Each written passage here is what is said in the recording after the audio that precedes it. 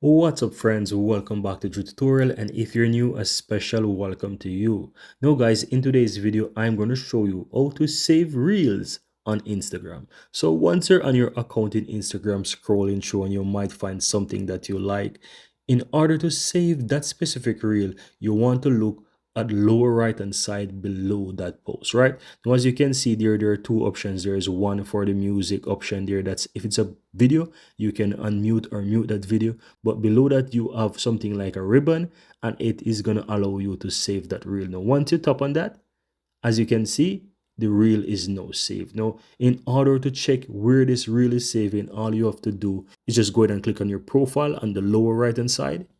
Then you want to go ahead and click on the burger menu on the top right hand side, and then you want to go to saved, and you'll be able to find your reels there, and you can open that and you can click on it and you are able to watch that reel again. So that's how you can easily save a reel on Instagram, guys. Really hope you found this useful, and if you do, don't forget to give this video a like, let me know in the comments below, and also go ahead and hit the subscribe button if you're seeing the channel for the first time. Thank you very much and see you next time.